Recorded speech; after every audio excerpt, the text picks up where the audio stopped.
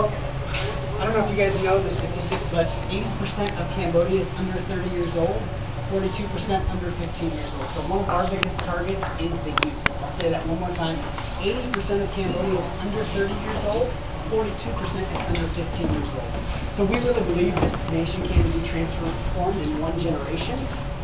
We like to liken it to South Korea. South Korea, completely Buddhist, 50, 60 years ago, coming out of a war, one of the worst nations in the world, in Asia. 60 years later, literally you saw a nation transformed in one generation. And if you look at Cambodia, similar situation. Now South Korea is highly, highly Christian, second most sending of missionaries in the world behind America, and will soon surpass America, but they're a sixth of the population of America. So you've seen a radical transformation in South Korea, and they're the 15th most richest nation in the world right now. Now, we believe because the gospel came there and there was a radical revival in one generation, okay? I believe that can be the same thing here, because you look at the situation, coming out of a war, highly Buddhist culturally, similar to Korea, and you have this generation that is hungry for truth. And so that's why we ended up here, because we're really saying we want to see a nation get changed in one generation. And so that's why my wife and all of us here, that's the vision, is that we would be sowing into the young people. So most of our ministry is much more focused on the youth, because that's 80% of the country. So that's why we do the youth center. We see kids come to Christ all the time. We get them plugged into church planting. And then typically they'll start to do some of our biblical training courses. So I'll try not to speak YWAM's language too much, but basically this is all different training courses. So initially the discipleship training school, then after that an internship, and then we run basically a Bible school here. That's a 9-month inductive Bible study course. And then after they know the Bible really well, we run something called Titus, which says, now you know the Bible really well, let's teach you how to teach the Bible really well, send you out all over the country, also into Laos, Vietnam, China, to teach the Bible really, really well, because that's one of the biggest problems is solid Bible teaching in this nation. Okay, so that's kind of our track of training that we do. So again, evangelism, training, and then what we've seen is, as we have guys like the guy that was with us the other day, his name's Radi. He's been with us 9 years. He's like the big brother of YWAM Cambodia. He's helped kind of pioneer all of this stuff alongside partnering together. And as people are with us 2-3 years, you really see a radical worldview transition. Discipleship takes time here. So just be really, really honest. It takes at least 2 years. We've been talking in Thailand, at least 2 years before you see a really biblical worldview. So we see once that happens, and they've been in our programs, and we've been training them for 2, 3, 4 years, then they start to say, not only do I have a biblical worldview, but I see things in my community, and I'm going to go reach out to my community and make a difference. And that's where the mercy ministry stuff comes in. I'll pause. Any questions before I keep going? Keep going. Okay, so one big area is children at risk.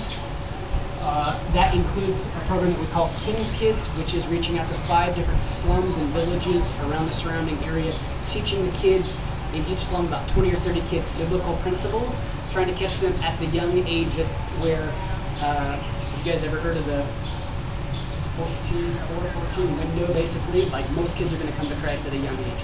So trying to get them to know Jesus from a young age and then influence their communities and their families that way. So we do that in about 5 different villages, so that totals about 150 different kids a week.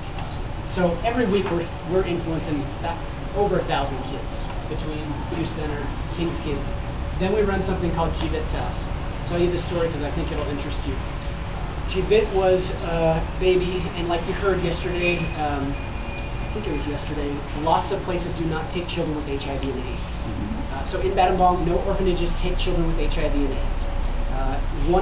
One child got under the radar and was in an orphanage, and we were working in that orphanage, and she was 9 months old, and she was completely malnourished, and basically, if you have HIV and AIDS or AIDS here, you are outcast. They don't care about you, and so she was not getting taken care of.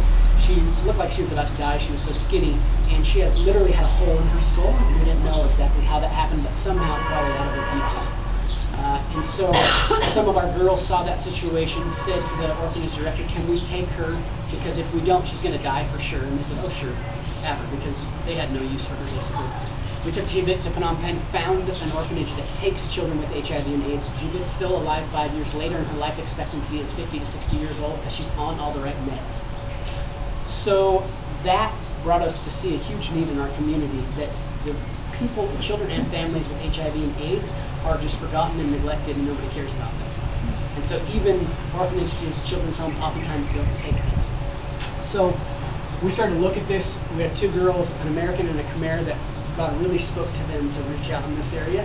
But instead of starting something really quick, we decided, let's research this thing, because this is really serious. We can start the youth center and teach English to kids and shut it down tomorrow, not a big deal.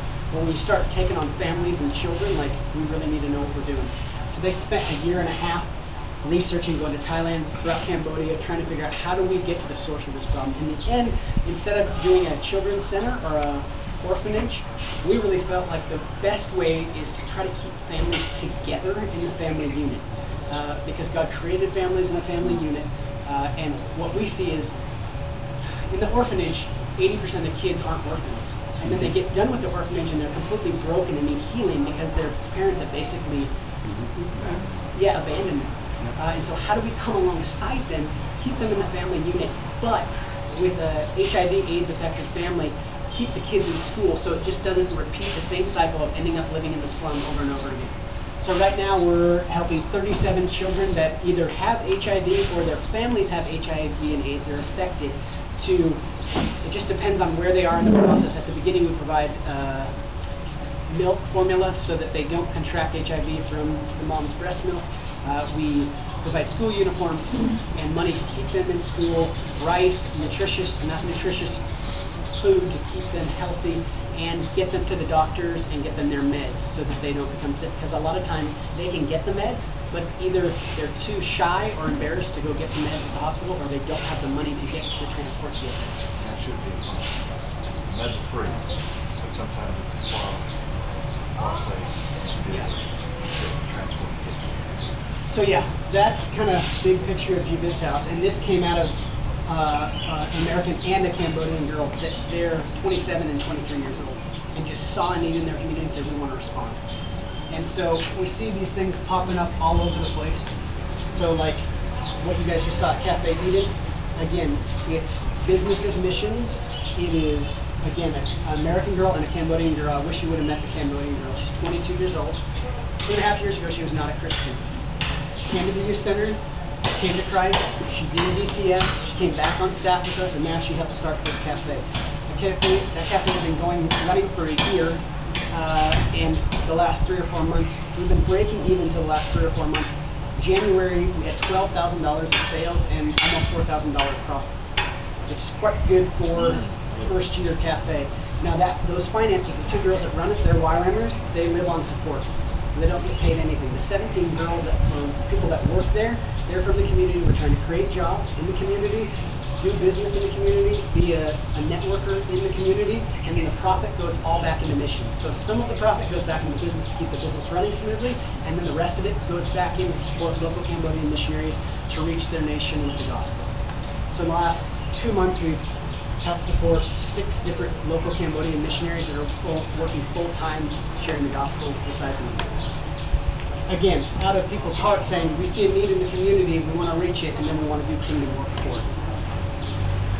On top of that, we're starting a bunch of community development stuff, like the food machines, like clean water, all these things in different slums. We have a number of slums running all the way around this facility, as well as what we call Women at Risk, which is basically an anti-trafficking ministry, because there's not much of that going on in Battambang right now.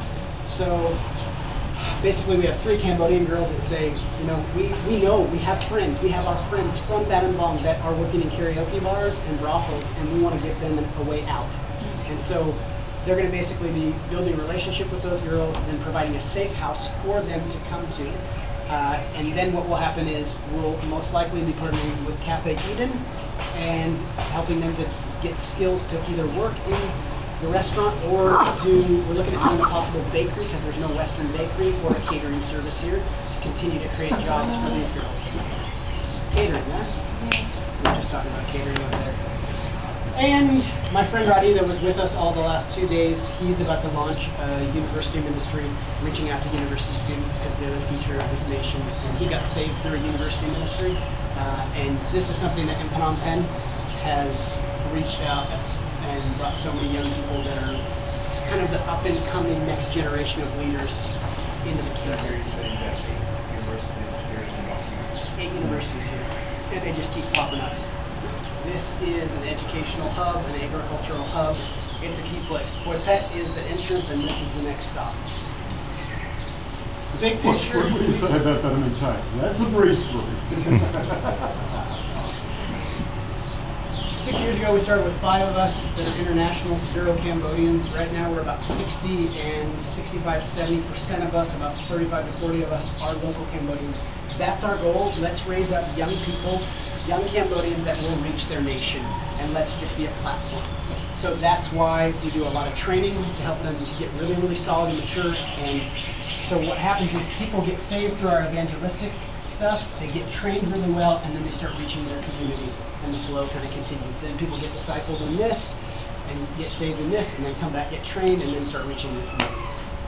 So that's my best way of trying to tell you in 10 minutes what we do here, because I could drive you around the city all day and show you different stuff, but we don't have any time to do that. That's the big picture.